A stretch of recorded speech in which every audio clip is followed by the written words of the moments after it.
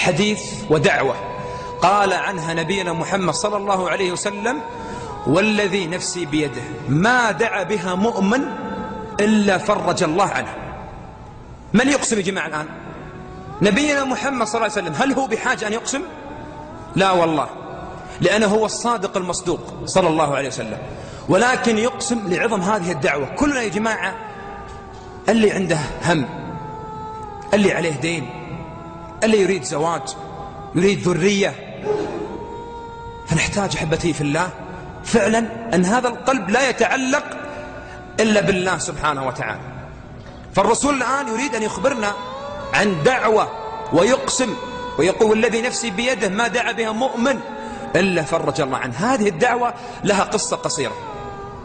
في عهد عمر بن الخطاب رضي الله عنه وأرضاه، كان سعد بن أبي وقاص رضي الله عنه وأرضاه جالس في مسجد نبينا محمد صلى الله عليه وسلم. سعد بن وقاص يا جماعة خال نبينا محمد عليه الصلاة والسلام. جالس، وكان عثمان جالس. جاء سعد يريد أن يسلم على عثمان رضي الله عنه وأرضاه ذو النورين. سلم، قال: السلام عليكم ورحمة الله. عثمان تخيل يا جماعة ما رد السلام على سعد. غضب سعد، خرج من المسجد وذهب إلى عمر، كان هو الخليفة. قال: يا عمر، أحدث شيء في الإسلام؟ صار شيء في الإسلام؟ عندهم أمر عظيم اللي يسلم مرد السلام. تعال الآن إذا سلم شخص كأنه غريب، مش عنده هذا كده بشيء. يا أخي السلام، الله هو السلام، واسم من أسماء الله السلام. يا جماعة افشوا السلام بينكم كما قال نبينا محمد صلى الله عليه وسلم. فذهب سعد إلى عمر، قال: يا عمر، صار شيء في الإسلام؟ قال: لما يا سعد؟ قال: سلمت على عثمان فلم يرد عليه السلام. قال: ائتوني بعثمان الآن يجيني. يقول عمر، فلما أتى عثمان قال: يا عثمان، يسلم عليك خال المصطفى صلى الله عليه وسلم، فلما لم ترد عليه السلام؟ قال عثمان: والله ما سلم. سعد يقول: بل سلمت. هذا يقول: ما سلمت. هل يكذبون يا جماعة؟ حاشاهم، فهم صحابة والرسول علمهم على الصدق في القول والعمل. فقال سعد: سلمت قبل قليل عليك يا عثمان، كنت في المسجد. تذكر عثمان قال: نعم نعم رأيتك يا سعد، ولكن لم أنتبه لسلامك لأني كنت مهموما حزين. كان عثمان مهموم وحزين. مرات الشخص يا جماعة يكون عنده مشكلة وعنده هم شاغل باله، يسمع عليه شخص: مرحبا فلان، من يمه، صح؟ مشغول بالك الآن بقضية أنت. فعثمان كان مشغول بأمر عظيم. قال عثمان: نعم، ولكن والله يا سعد لم أنتبه لسلامك لأني كنت مهموم حزين. قال: ما الذي أهمك يا عثمان؟ اسمع وش اللي أهم عثمان بن عفان رضي الله عنه وأرضاه. قال: في يوم من الأيام كنا جلوس عند النبي محمد صلى الله عليه وسلم. هذا كلام يا جماعة متى؟ في عهد عمر، يعني مات الرسول، مات أبو بكر، في عهد عمر وإلى عثمان في بالها السالفة. قال: في يوم من الأيام كنا جلوس عند نبينا محمد صلى الله عليه وسلم وأراد أن يخبرنا بدعوة. قال: والذي نفسي بيده دعوة ما دعا بها مسلم إلا فرج الله عنه. كان بيقول الدعوة، دخل عليهم إعرابي وقطع عليهم الحديث والكلام، وأخذ يسأل الرسول عن الإسلام وعن الدين، وطول مع الرسول. الصحابة تفرقوا، عندهم حياء من الرسول صلى الله عليه وسلم عليه. صلوا عليه يا جماعة. الشاهد قال: تفرقنا وراح الرسول، تفرق الجمع، وإلى الآن ما عرفت وش الدعوة التي يقسم عنها أبو القاسم.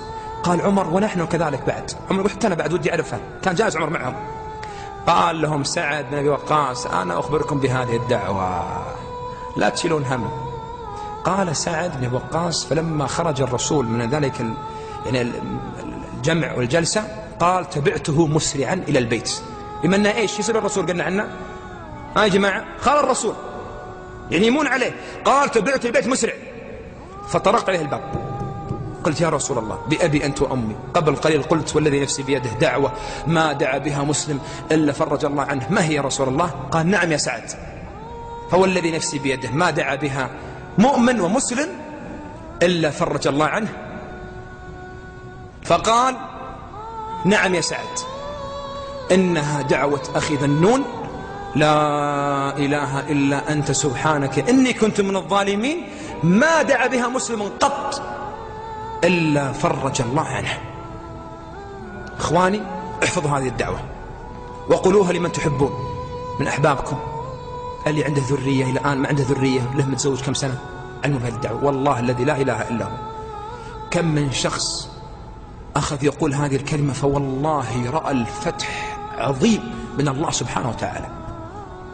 وبعض الأشياء اللي أقولكم إياها الآن تقول شيء خيالي، بفضل الله ثم فضل هذه الدعوة التي يقسم عنها أبو القاسم والذي نفسي بيده ما دعا بها مؤمن إلا فرج الله عنه، دعوة أخي ذنون لا إله إلا أنت سبحانك إني كنت من الظالمين.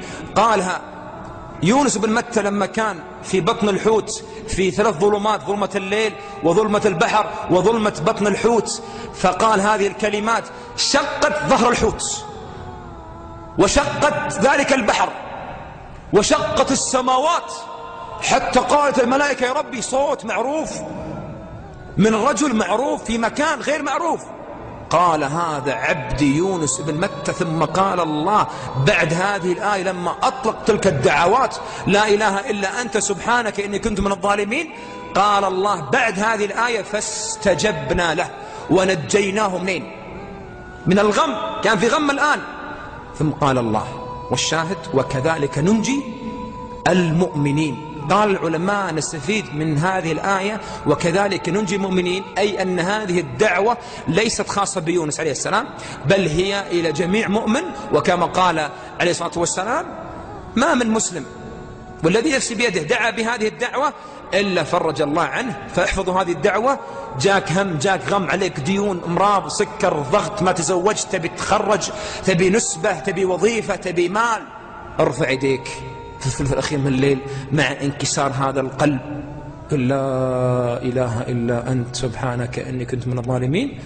والله وبالله وتالله تصديقا لكلام الله ولكلام محمد صلى الله عليه وسلم سترى العجب العجاب وسترى الفتح من الله سبحانه وتعالى. أسأل الله سبحانه وتعالى أن يفرج همومنا، أسأله جل وعلا بمنه وكرمه كما جمعنا وإياكم في هذا المكان المبارك بهذه الوجوه الطيبة أن يجمعنا وإياكم في جناته جنات النعيم إخوانا على سر متقابلين. وصلى الله وسلم على نبينا محمد وعلى آله وصحبه أجمعين.